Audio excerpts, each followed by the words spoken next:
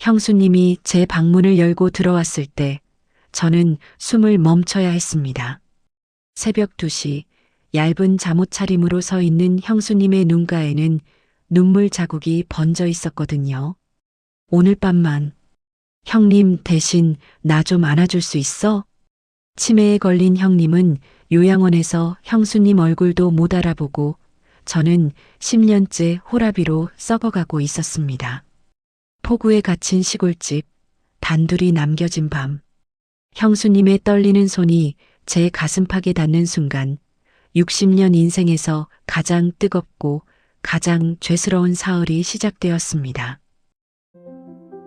구독과 좋아요로 채널을 응원해주시고 이야기 끝까지 들어주세요. 제 이름은 박종환, 올해 60입니다. 한때는 대기업 부장까지 달았던 사람이지만 지금은 경기도 외곽 시골집에서 혼자 늙어가는 처지가 됐어요. 아내는 8년 전 위암으로 먼저 갔고 아들은 캐나다에 살림을 차려서 1년에 한 번 보면 다행이었거든요. 그래도 형이 있어서 덜 외로웠습니다. 형은 저보다 4살 위인 64인데 은퇴 후에도 정정하셔서 한 달에 한 번씩은 꼭 찾아오셨어요. 막걸리 한 잔 걸치면서 옛날 이야기 나누는 게 제 유일한 낙이었죠. 그런데 6개월 전 형이 쓰러졌습니다. 초기 치매 판정을 받았을 때만 해도 설마 했는데 병은 생각보다 빠르게 진행됐더라고요. 지금은 요양원에 계신데 제가 가도 저를 못 알아보세요. 형수님 이야기를 해야겠네요. 형수님 이름은 김순영, 올해 58입니다. 젊은 시절에는 동네에서 소문난 미인이었고 지금도 또래 여자들 사이에서 단연 돋보이는 외모를 가지고 계셨어요. 그날은 음력 9월 초하루 부모님 제삿날이었습니다. 원래 형이 제사를 지내야 하는데 요양원에 계시니 제가 대신 준비하기로 했어요. 형수님이 제수용품을 가지고 오시기로 했고요. 아침부터 하늘이 심상치 않더라고요. 구름이 시커멓게 몰려오더니 오후가 되자 빗방울이 후두둑 떨어지기 시작했습니다. 형수님 차가 마당으로 들어온 건 오후 4시쯤이었어요. 저는 우산을 들고 뛰어나갔는데 이미 늦었습니다. 차문이 열리는 순간 거센 바람과 함께 비가 형수님을 덮쳐버렸거든요. 형수님은 양손 가득 짐을 든 채 비틀거리며 현관으로 뛰어오셨어요. 형수님 괜찮으세요? 겨우 현관문을 닫고 나서야 굉음 같던 빗소리가 줄어들었습니다. 형수님은 완전히 흠뻑 젖어 계셨어요. 머리카락에서 물이 뚝뚝 떨어지고 얇은 블라우스는 몸에 휘감겨 있었죠. 그 순간 저는 숨이 턱 막히고 말았습니다. 흰색 블라우스가 비에 젖어서 거의 투명해져 있었거든요. 속옷 라인이 그대로 비쳤습니다. 58이라는 나이가 믿기지 않을 만큼 형수님의 몸은 탄탄했어요. 빗물이 쇄골을 타고 가슴골 쪽으로 흘러내리는 게 보였는데 저는 시선을 어디에 둬야 할지 몰랐습니다. 도련님, 수건 좀. 형수님이 팔로 가슴을 감싸며 웅크리셨어요. 그 동작 때문에 오히려 가슴의 볼륨이 더 도드라져 보였는데 저는 황급히 고개를 돌렸습니다. 수건을 가져다 드리고 저는 부엌으로 피했어요. 형수님이잖아. 형님 아내분이잖아. 미쳤어? 스스로를 질책하면서 심호흡을 했습니다. 그런데 자꾸만 형수님 쪽으로 시선이 갔어요. 벽난로 앞에 서서 옷을 말리는 형수님의 실루엣이 너무 야했거든요. 젖은 옷이 몸에 착 달라붙어서 허리선이며 엉덩이 곡선이 다 드러나 있었습니다. 35년을 봐온 형수님인데 왜 오늘따라 이렇게 다르게 보이는 걸까요? 그때 휴대폰에서 날카로운 알림음이 울렸어요. 긴급 재난문자 집중호우로 32번 국도 전면 통제. 산사태 위험. 32번 국도는 이 마을로 들어오는 유일한 도로였습니다. 형수님, 도로가 끊겼대요. 형수님이 천천히 고개를 돌려 저를 보셨어요. 그럼 오늘 여기서 자야 하는 거야? 그 말이 좁은 거실을 가득 채웠습니다.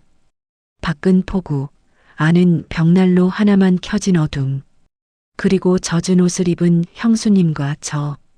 완벽한 고립이었어요. 일단 옷부터 갈아입으셔야 할 것 같아요.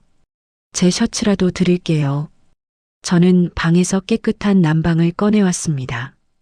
그런데 거실로 나오는 순간 형수님이 벽난로 앞에서 젖은 가디건을 벗고 계시더라고요. 등이 보였습니다. 불에 지어 끈 아래로 매끈한 등 라인이 불빛에 일렁거렸어요. 저는 그 자리에 얼어붙었는데 형수님이 뒤를 돌아보셨습니다. 우리 눈이 딱 마주쳤어요. 형수님은 피하지 않으셨습니다. 왜? 보면 안 돼? 목소리는 담담했지만 그 안에 묘한 도발이 섞여 있었어요. 35년 동안 한 번도 날 여자로 안 봤잖아. 오늘도 그럴 거지? 저는 대답하지 못했습니다. 제 눈은 이미 형수님의 손가락을 따라가고 있었으니까요. 블라우스 단추가 하나씩 풀리고 있었거든요. 그 순간 밖에서 천둥이 쳤습니다. 쾅! 집 전체가 흔들리더니 모든 불이 꺼졌어요. 칠흑 같은 어둠 속에서 형수님의 숨소리만 들렸습니다. 그리고 그 숨소리가 점점 가까워졌어요. 도련님, 나 무서워. 어둠 속에서 형수님의 손이 제 가슴에 닿았습니다.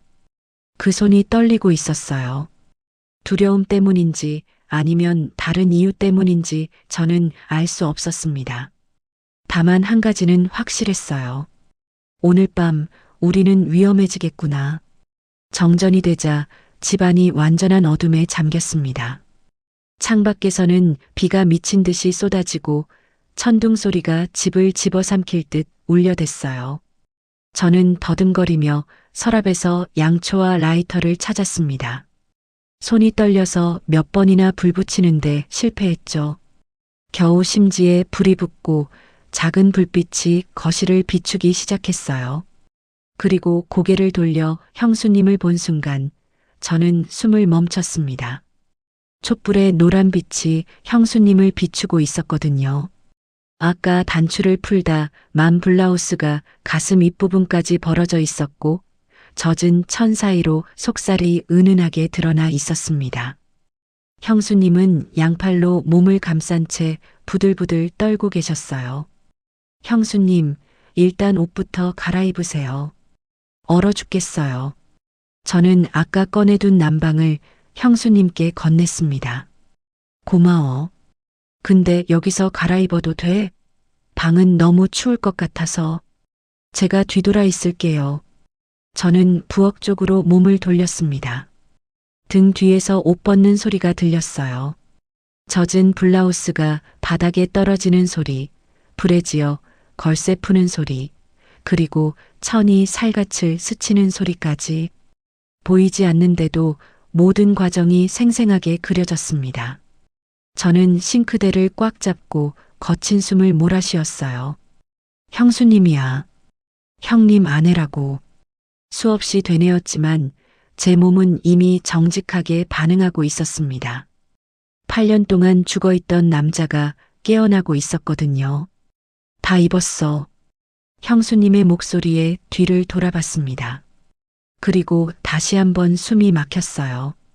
제 난방은 형수님에게 너무 컸습니다. 어깨가 흘러내리고 소매는 손등을 덮었으며 길이는 허벅지 중간까지밖에 오지 않았거든요. 단추를 다 잠그지 않아서 쇄골 라인이 훤히 드러나 있었고요. 헐렁한 남자 셔츠 하나만 걸친 형수님. 그 모습이 이상하게 보호 본능을 자극하면서도 동시에 너무 야하게 느껴졌습니다. 도련님, 발이 너무 시려. 형수님이 소파에 앉으시며 젖은 맨발을 내미셨어요. 빗물에 젖어 새하얗게 질린 발이 촛불 아래서 파르르 떨고 있었습니다. 저는 홀린 듯이 수건을 들고 형수님 발치에 무릎을 꿇었어요. 제가 닦아드릴게요. 형수님의 차가운 발을 제 뜨거운 손으로 감싸는 순간 형수님 입에서 작은 탄성이 터져 나왔습니다. 아, 그 짧은 신음에 온몸이 얼어붙었어요. 저는 고개를 들 수가 없었습니다. 지금 제 눈높이에서는 형수님의 무릎과 그 위로 아슬아슬하게 걸쳐진 남방 자락이 보였거든요. 하얀 허벅지 안쪽이 어둠 속에서 희미하게 드러나 있었습니다. 저는 시선을 발에 고정한 채 물기를 닦았어요. 아니, 닦는다는 핑계로 형수님의 살을 만지고 있었는지도 모릅니다. 발가락 사이사이, 복사뼈, 그리고 아킬레스건까지 제 손이 움직일 때마다 형수님의 발이 움찔거렸어요.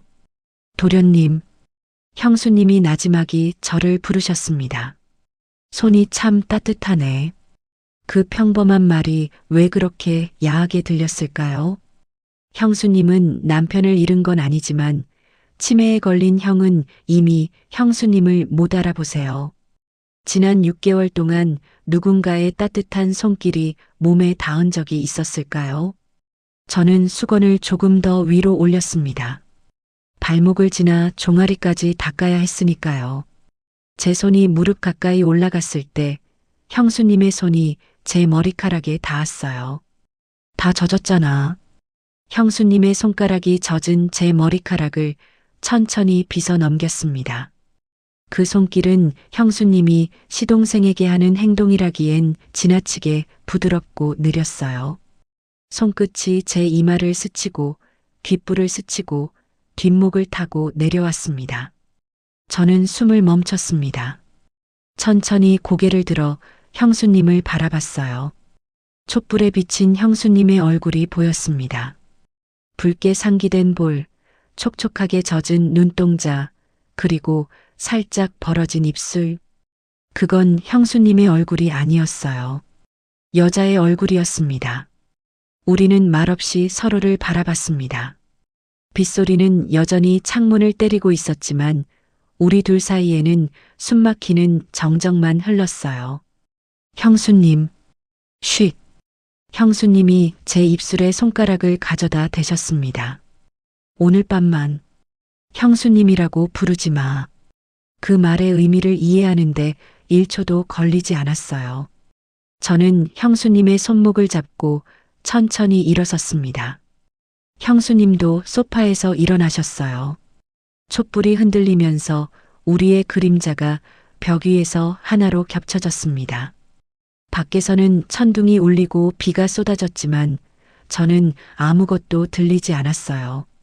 형수님의 심장 소리만 귓가에 쿵쿵거렸거든요. 형수님의 손목을 잡은 채 저는 한 발짝 다가섰습니다. 촛불이 흔들리면서 형수님의 얼굴에 그림자가 일렁거렸어요. 형수님은 눈을 감지 않으셨습니다. 오히려 저를 똑바로 바라보고 계셨죠. 마치 도망치지 않겠다는 것처럼요. 저는 떨리는 손으로 형수님의 볼을 감쌌습니다. 손바닥에 닿는 살같이 불덩이처럼 뜨거웠어요. 형수님이 제 손길에 볼을 기대셨습니다. 그 작은 움직임 하나에 제 이성은 완전히 무너지고 말았어요. 저는 천천히 고개를 숙였습니다. 형수님의 숨결이 제 입술에 닿았어요. 따뜻하고 촉촉한 숨결이었습니다. 우리의 입술 사이에는 1cm도 남지 않았어요. 여기서 멈춰야 한다는 걸 알았습니다. 이 선을 넘으면 다시는 돌아갈 수 없다는 것도요. 순영 씨, 제 입에서 형수님의 이름이 흘러나왔습니다. 35년 만에 처음 부르는 이름이었어요. 형수님의 눈동자가 흔들렸습니다. 그리고 형수님이 먼저 움직이셨어요.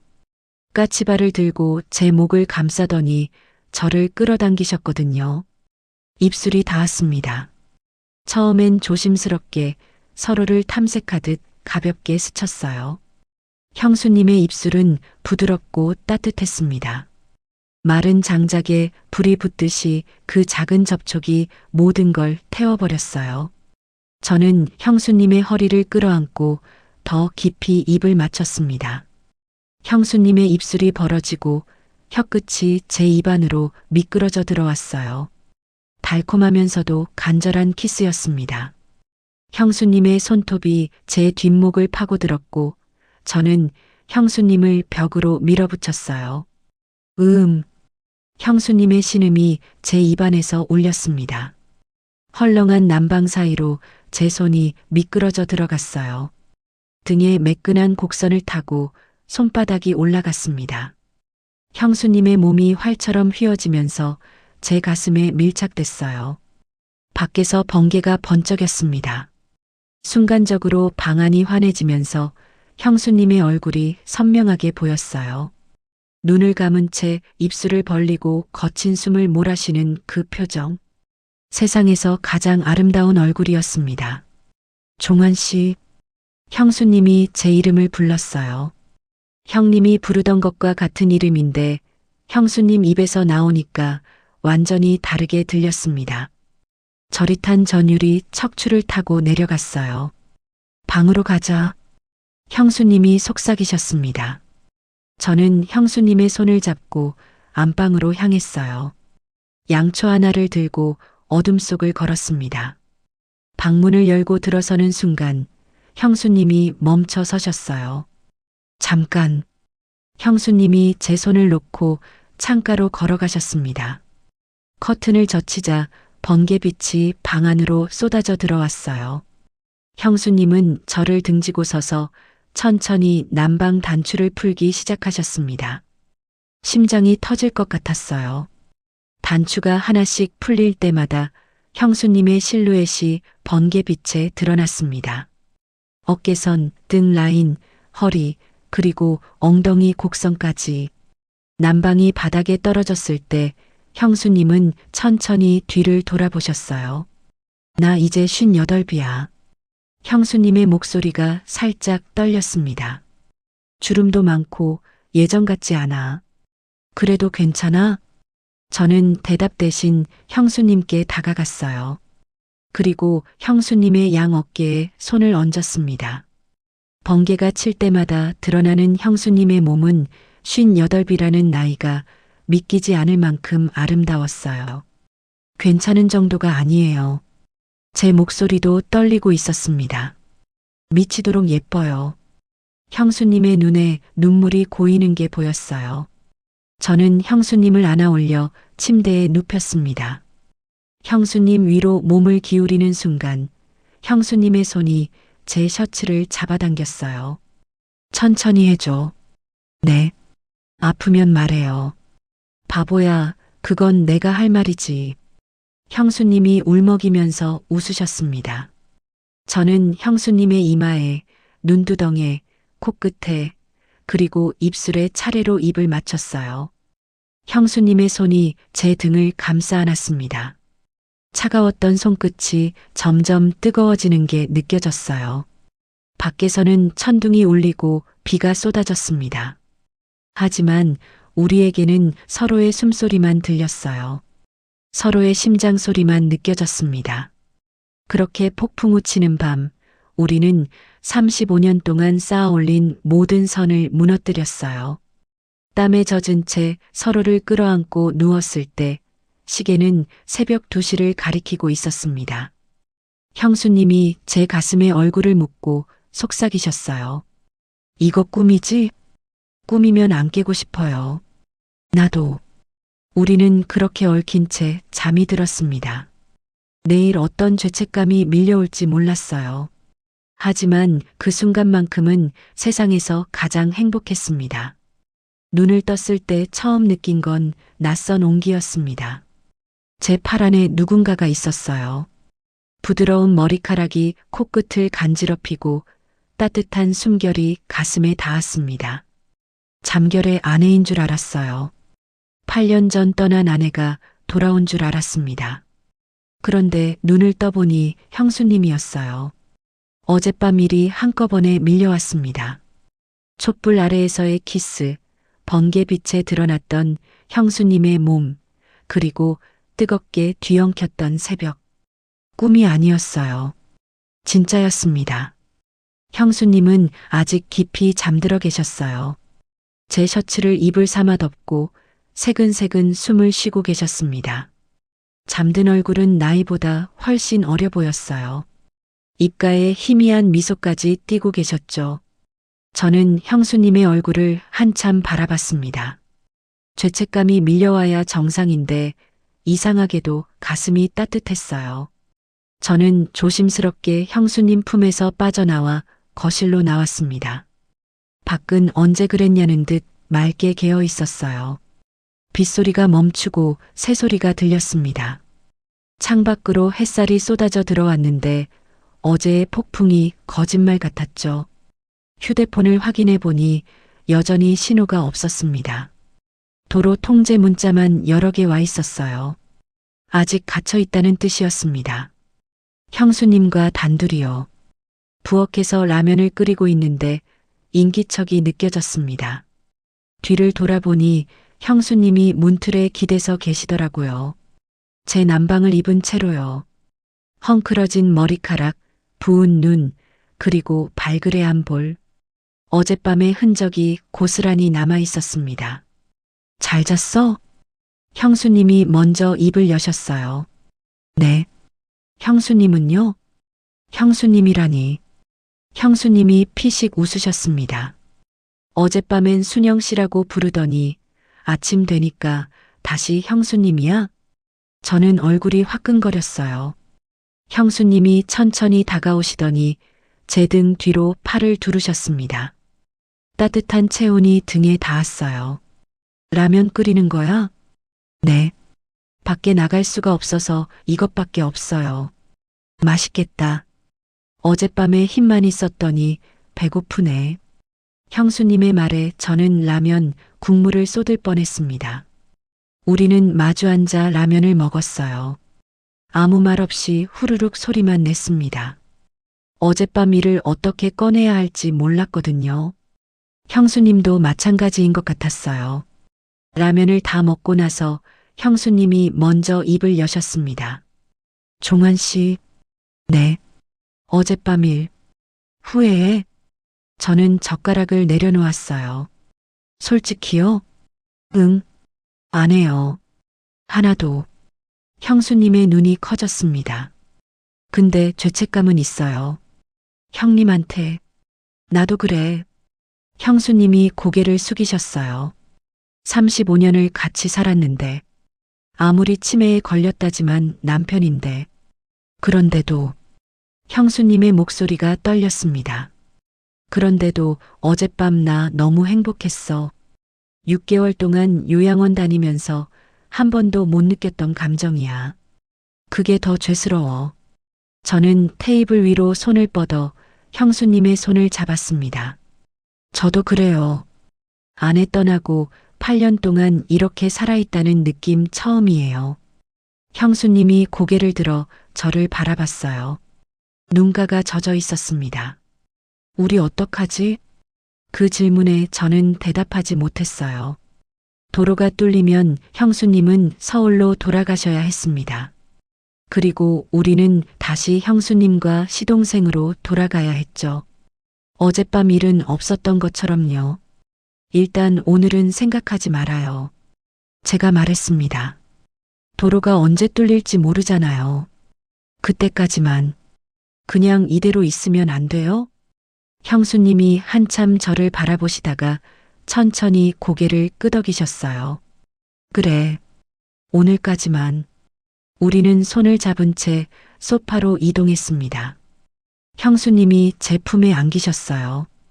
창밖으로 쏟아지는 햇살을 받으며 우리는 아무 말 없이 서로의 온기를 느꼈습니다. 오후가 되자 형수님이 몸을 풀겠다며 거실에서 스트레칭을 시작하셨어요. 저는 부엌에서 커피를 내리는 척하면서 형수님을 훔쳐봤습니다. 제 남방을 입은 채로 몸을 숙이고 다리를 뻗는 형수님의 모습은 위험할 정도로 야했어요. 허벅지 라인이 드러나고 숙일 때마다 가슴골이 보였거든요. 형수님이 고개를 돌려 저와 눈이 마주쳤습니다. 피하지 않으셨어요. 오히려 저를 보면서 더 깊이 몸을 숙이셨습니다. 그건 분명한 도발이었어요. 저는 커피잔을 내려놓고 형수님께 다가갔습니다. 그렇게 우리는 또다시 서로에게 빠져들었어요. 낮이든 밤이든 상관없었습니다. 내일이 어떻게 되든 상관없었어요. 지금 이 순간만이 전부였으니까요. 그런데 그날 저녁 제 휴대폰이 울렸습니다. 신호가 잡힌 거예요. 그리고 화면에 뜬 이름은 조카 민준이었습니다. 삼촌, 저 지금 거기로 가고 있어요. 엄마 연락이 안 돼서 걱정됐거든요. 심장이 철렁 내려앉았습니다. 휴대폰을 든 손이 덜덜 떨렸습니다. 민준아, 지금 어디야? 32번 국도 초입이요. 아까 통제 풀렸다고 해서 바로 출발했어요. 1시간이면 도착할 것 같아요. 1시간. 저는 형수님을 바라봤어요. 형수님도 전화 내용을 들으셨는지 얼굴이 하얗게 질려 계셨습니다. 삼촌, 엄마 거기 계신 거 맞죠? 연락이 이틀째 안 돼서 걱정 많이 했거든요. 응. 여기 계셔. 전화기 배터리가 나갔었어. 다행이다. 금방 갈게요. 전화가 끊어졌습니다. 형수님이 소파에서 벌떡 일어나셨어요. 제 남방을 입은 채로 허둥지둥 방으로 뛰어가셨습니다. 저도 정신없이 거실을 둘러봤어요. 어젯밤의 흔적이 곳곳에 남아 있었거든요. 소파 위에 흩어진 형수님 속옷, 테이블 위에 남은 와인잔 2개, 그리고 방 안에는 뒤엉킨 이불과 형수님의 향수 냄새까지. 큰일 났어. 형수님이 방에서 나오시며 말씀하셨어요. 얼른 자기 옷으로 갈아입으셨는데 단추를 잘못 채워서 어긋나 있었습니다. 일단 정리부터 해요. 저는 미친 듯이 움직이기 시작했어요. 속옷을 주워 서랍에 숨기고 와인잔을 씻고 침구를 갈았습니다. 형수님은 환기를 시킨다며 창문을 다 열어젖히셨어요. 1시간이 어떻게 지났는지 모르겠습니다.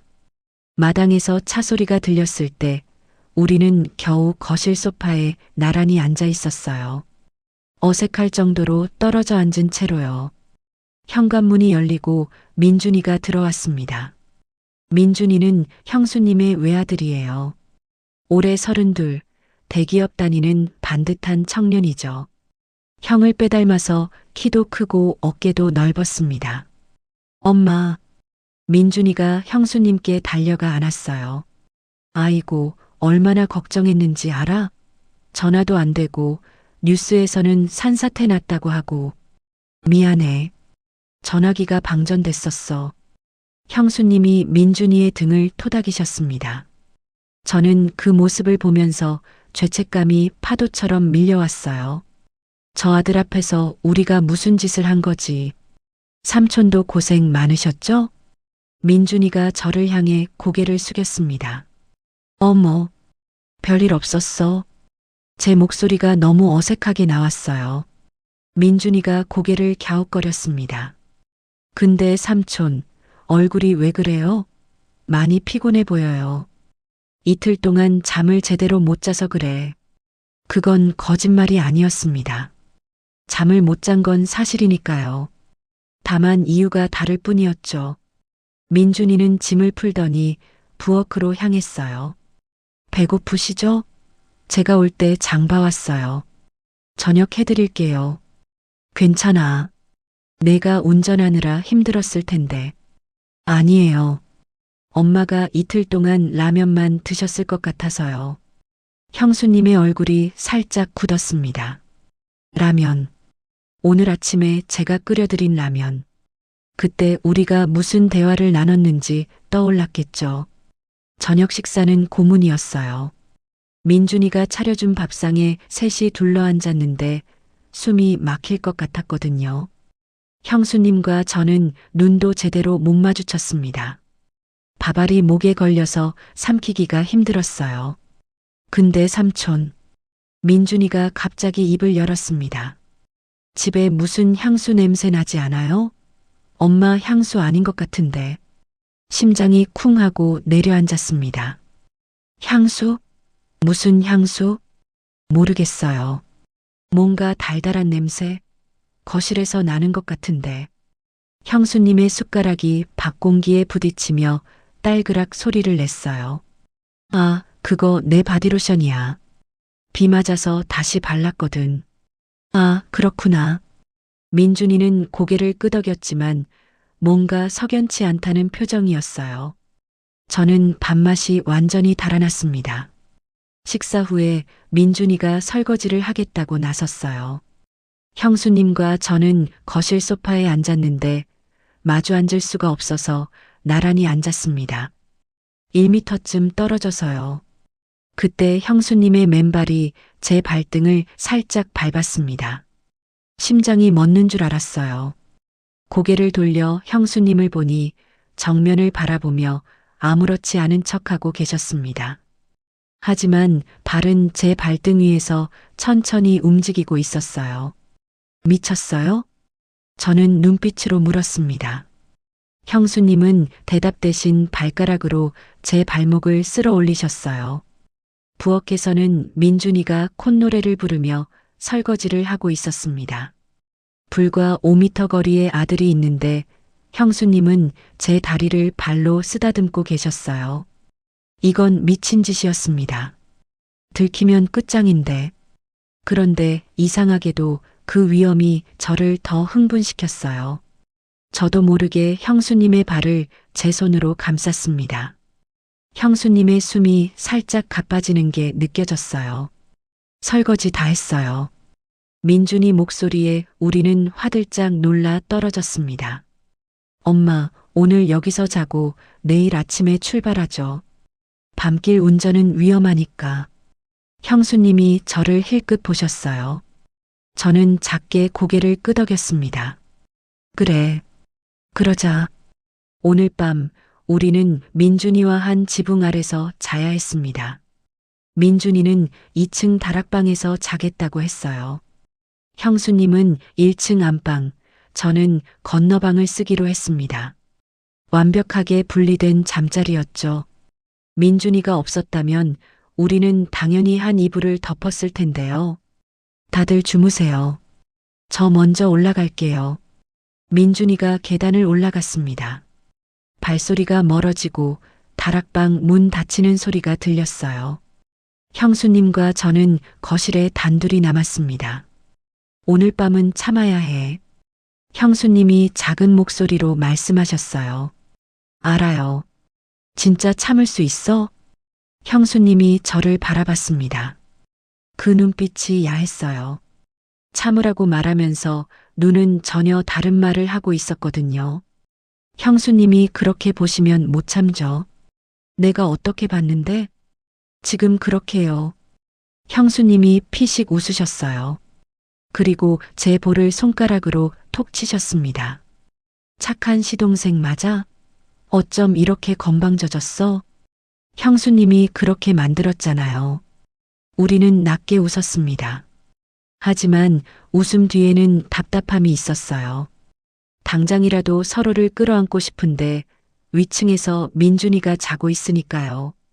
나 먼저 들어갈게. 잘 자. 형수님이 안방으로 들어가셨습니다. 저도 건너방에 누웠어요. 하지만 잠이 올 리가 없었습니다. 천장만 뚫어져라 쳐다보며 뒤척였어요. 벽 하나를 사이에 두고 형수님이 계신다는 사실이 미칠 것 같았거든요. 새벽 2시쯤이었을 거예요. 화장실을 가려고 방문을 열었는데 복도에 누군가 서 있었습니다. 심장이 철렁했어요. 형수님이었습니다. 잠이 안 와. 형수님이 속삭이셨어요. 얇은 잠옷 차림이었는데 달빛에 실루엣이 비쳤습니다. 나도요. 우리는 복도에서 마주선 채 서로를 바라봤어요. 위층에서는 민준이가 자고 있었습니다. 이 상황에서 무언가를 한다는 건 미친 짓이었어요. 밖에 나갈까? 형수님이 말씀하셨습니다. 밖이요? 뒷마당 창고. 거기면 소리 안 들릴 거야. 저는 형수님의 손을 잡았어요. 우리는 도둑고양이처럼 발소리를 죽여 뒷문으로 나갔습니다. 마당을 가로질러 낡은 창고 문을 열었어요. 창고 안은 먼지 냄새가 났습니다. 농기구며 잡동사니가 쌓여 있었고 작은 창문으로 달빛이 희미하게 들어왔어요. 문을 닫자마자 형수님이 저를 끌어안으셨습니다. 미치겠어. 바로 옆에 있는데 못 만지니까. 형수님의 목소리가 떨리고 있었어요. 저는 형수님의 허리를 감싸 안고 입술을 맞췄습니다. 창고 안 차가운 공기와 달리 형수님의 입술은 뜨거웠어요. 조용히 해야 해요. 알아. 형수님이 제 셔츠를 잡아당기셨습니다. 저는 형수님을 창고 벽으로 밀어붙였어요. 먼지가 풀썩 일어났지만 신경 쓸 겨를이 없었습니다. 형수님의 잠옷끈이 풀렸어요. 달빛에 드러난 형수님의 어깨가 하얗게 빛났습니다. 저는 그 어깨에 입술을 대었어요. 형수님이 숨을 죽이며 제 머리카락을 움켜쥐셨습니다. 형수님의 신음이 새어나왔어요. 저는 얼른 형수님의 입을 막았습니다. 소리내면 안 돼요. 그럼 내가 이러지를 마. 형수님이 원망스럽다는 듯 속삭이셨어요. 하지만 손은 제 등을 더 세게 끌어당기고 있었습니다. 우리는 창고 구석에 쌓인 볏짚 위에 쓰러졌어요. 지푸라기가 등을 찔렀지만 아무 상관없었습니다. 형수님의 체온만 느껴졌어요. 달빛 아래에서 우리는 소리 없이 서로를 탐했습니다. 얼마나 지났을까요? 거친 숨을 몰아쉬며 나란히 누워 있는데 갑자기 밖에서 소리가 들렸어요. 엄마, 민준이 목소리였습니다. 우리는 동시에 숨을 멈췄어요. 심장이 입 밖으로 튀어나올 것 같았습니다. 발소리가 점점 가까워졌어요. 엄마 어디 갔어? 민준이가 마당을 돌아다니는 소리가 들렸습니다. 창고 문 앞에서 발소리가 멈췄어요. 저는 형수님을 끌어안은 채 숨조차 쉬지 않았습니다. 형수님의 심장 소리가 제 가슴을 쿵쿵 때렸어요. 아니면 제 심장 소리였는지도 모르겠습니다. 5초가 5시간처럼 느껴졌어요. 화장실 갔나? 민준이의 혼잣말이 들렸습니다. 그리고 발소리가 멀어졌어요. 집 안으로 돌아가는 소리가 들렸습니다.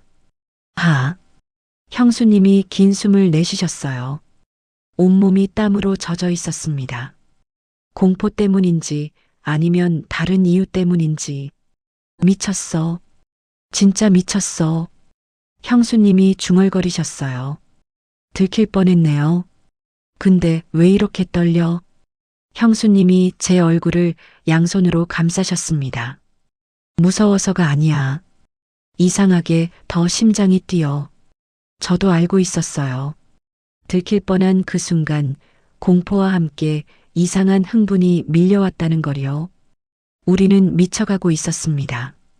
창고에서 빠져나온 건 새벽 4시쯤이었어요. 우리는 각자의 방으로 돌아갔습니다. 몸에 묻은 볏짚을 털어내고 침대에 누웠지만 잠이 올 리가 없었어요. 심장이 아직도 미친 듯이 뛰고 있었거든요. 아침이 밝았을 때 민준이는 아무것도 모르는 표정이었습니다. 엄마, 어젯밤에 화장실 갔었어? 방에 안 계시길래 찾았는데. 응.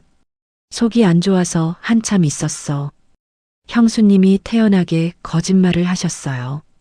저는 밥숟가락을 든 채 고개를 숙이고 있었습니다. 눈을 마주치면 티가 날 것 같았거든요. 오늘 점심 먹고 출발할게요.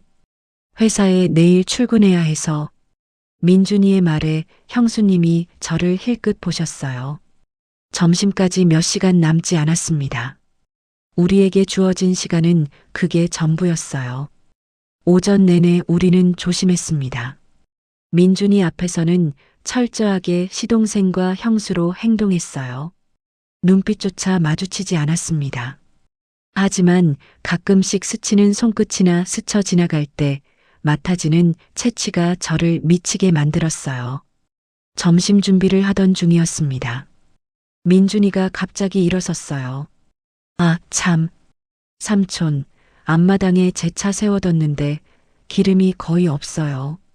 주유소 좀 다녀올게요. 그래, 멀지 않아. 5km 정도 가면 있어. 네, 금방 갔다 올게요. 30분이면 돼요. 민준이가 차 키를 들고 현관으로 향했습니다. 차 문 닫히는 소리, 시동 걸리는 소리, 그리고 차가 마당을 빠져나가는 소리가 들렸어요. 30분. 형수님과 저는 동시에 서로를 바라봤습니다. 말이 필요 없었어요. 형수님이 먼저 부엌에서 나오셨고 저는 형수님의 손목을 잡아 끌었습니다. 어디로 가? 계단 밑이요. 거기가 제일 안 보여요. 계단 아래에는 작은 수납 공간이 있었어요. 문을 열면 청소도구와 잡동사니가 쌓인 좁은 공간이 나왔습니다. 우리는 그 안으로 몸을 밀어 넣었어요. 문을 닫자마자 형수님이 저를 끌어당기셨습니다. 입술이 부딪혔어요. 어젯밤 창고에서보다 더 거칠고 급했습니다. 시간이 없다는 걸 알았으니까요. 30분밖에 없어. 형수님이 숨을 헐떡이며 말씀하셨어요. 알아요. 저는 형수님의 블라우스 단추를 풀었습니다. 형수님은 제 벨트를 잡아당기셨어요. 좁은 공간에서 우리는 서로의 옷을 벗겼습니다. 조용히. 응. 어둠 속에서 형수님의 숨소리만 들렸어요. 뜨겁고 촉촉한 숨결이 제 목덜미에 닿았습니다. 형수님의 손이 제 등을 후쳤고 저는 형수님의 허리를 끌어안았어요. 종환 씨, 형수님이 제 귓가에 속삭이셨습니다. 나 이러면 안 되는 거 알아. 근데 멈출 수가 없어. 저도요. 우리 어떻게? 그 질문에 저는 대답하지 못했어요. 대신 형수님의 입술을 막았습니다. 대답할 수 없는 질문이었거든요. 좁은 공간이 뜨거워졌습니다. 먼지 냄새와 땀 냄새가 뒤섞였어요. 형수님이 제 어깨를 꽉 물었습니다. 소리를 참기 위해서였죠. 저도 이를 악물었어요. 밖에서 차 소리가 들렸을 때 우리는 막 절정에 다다른 참이었습니다. 심장이 멎는 줄 알았어요. 벌써 왔어? 형수님이 공포에 질린 목소리로 속삭이셨습니다. 저는 귀를 기울였어요. 차 소리는 멀어지고 있었습니다. 우리 집 앞을 지나간 다른 차였어요. 아니에요. 다른 차예요. 아, 죽는 줄 알았어. 형수님이 제 가슴에 얼굴을 묻으셨어요. 심장이 미친 듯이 뛰고 있었습니다. 공포와 쾌감이 뒤섞인 이상한 감정이었어요. 우리는 서둘러 마무리했습니다. 옷을 입고 머리를 정돈하고 숨을 가다듬었어요. 형수님이 먼저 계단 밑에서 나가셨고 저는 1분 뒤에 나왔습니다. 거실 시계를 보니 25분이 지나 있었어요. 형수님은 이미 부엌에서 요리를 하고 계셨습니다. 마치 아무 일도 없었다는 듯이요. 저도 소파에 앉아 TV를 켰어요. 5분 후에 민준이가 돌아왔습니다. 다녀왔어요. 응, 수고했어. 저는 TV 화면을 보며 대답했어요. 목소리가 떨리지 않게 억지로 평온을 유지했습니다. 민준이가 거실로 들어오더니 코를 킁킁거렸어요. 무슨 냄새지? 뭔가 타는 냄새 같은데. 저는 심장이 철렁했습니다. 형수님도 부엌에서 동작을 멈추셨어요. 아, 양파 볶다가 좀 태웠어. 금방 환기할게. 형수님이 태연하게 대답하셨습니다. 아, 그렇구나. 민준이는 의심 없이 고개를 끄덕였어요. 저는 등에서 식은땀이 흘러내리는 걸 느꼈습니다. 점심을 먹고 민준이가 출발 준비를 했어요. 형수님도 짐을 챙기셨습니다. 드디어 이별이었어요.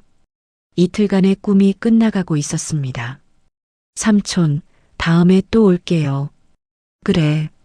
조심해서 가라. 민준이가 먼저 차에 탔어요. 형수님은 현관 앞에서 저를 바라보셨습니다. 잘 있어, 도련님. 다시 도련님이었어요. 민준이 앞에서는 그렇게 부를 수밖에 없었죠. 네, 형수님도 조심히 가세요. 형수님이 제 손을 잡으셨어요. 그리고 손바닥에 뭔가를 쥐어주셨습니다. 이거 떨어뜨린 것 같아서 형수님이 차에 타시고 문이 닫혔어요. 저는 손을 펴봤습니다.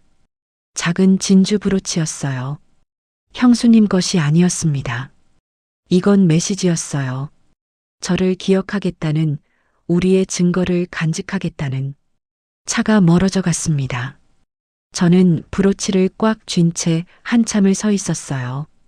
형수님이 떠나고 일주일이 지났습니다. 집은 다시 텅 비어버렸어요. 예전과 똑같은 정막이었는데 이상하게 예전과는 달랐습니다. 형수님의 흔적이 곳곳에 남아 있었거든요. 소파에 앉으면 형수님의 채취가 느껴지는 것 같았어요.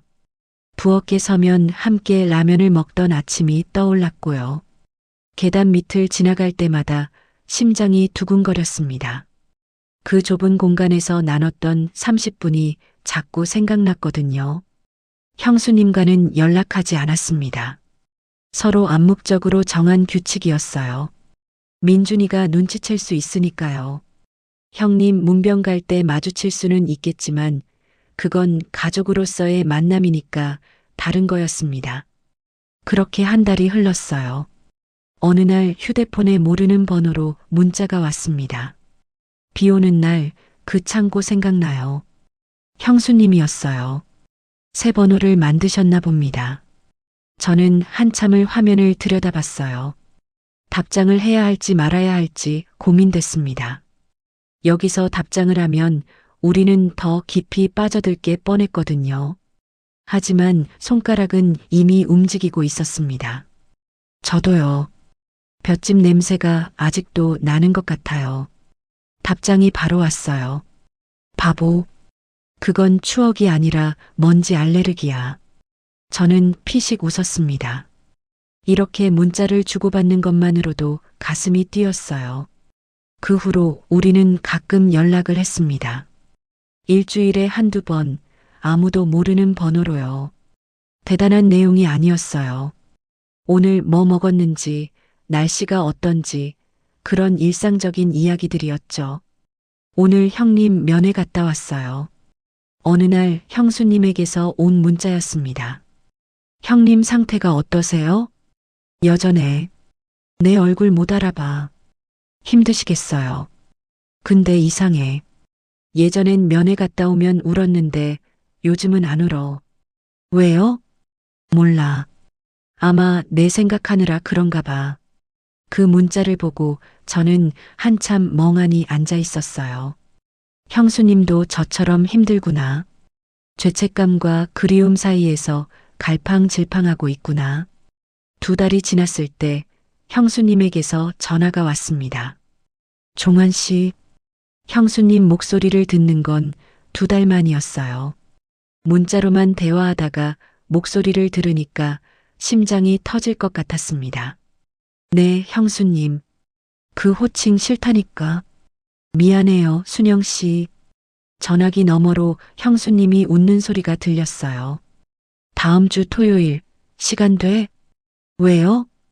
형님 요양원 옮기는 문제로 상담받으러 가야 하는데. 혼자 가기 싫어서. 저는 알았습니다. 그게 진짜 이유가 아니라는 걸요. 형수님은 저를 보고 싶은 거였어요. 저도 마찬가지였고요. 갈게요. 토요일에 우리는 서울에서 만났습니다. 요양원 상담은 1시간 만에 끝났어요. 그리고 우리는 근처 카페에 마주 앉았습니다. 2달 만에 보는 형수님은 조금 야위어 보였어요. 밥은 제대로 먹고 다녀요? 먹긴 먹어. 근데 입맛이 없어서. 왜요? 내가 끓여준 라면 생각이 나서. 다른 건 맛이 없더라. 저는 웃었어요. 형수님도 웃으셨습니다. 우리 진짜 어떡하지? 형수님이 커피잔을 만지작거리며 물으셨어요. 글쎄요.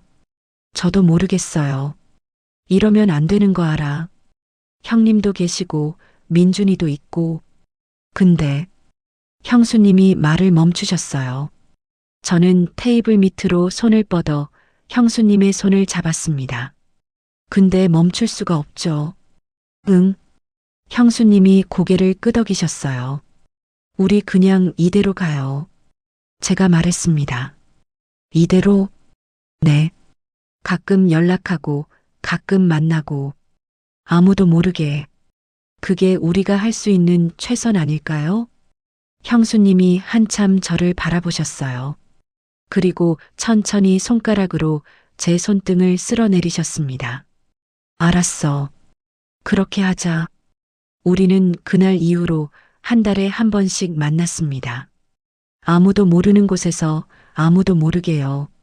형님 요양원 근처에서 만나기도 하고 제가 서울로 올라가기도 했어요. 죄책감이 없는 건 아니었습니다. 형님 면회를 갈 때마다 가슴이 찢어지는 것 같았어요. 하지만 형수님을 포기할 수는 없었습니다.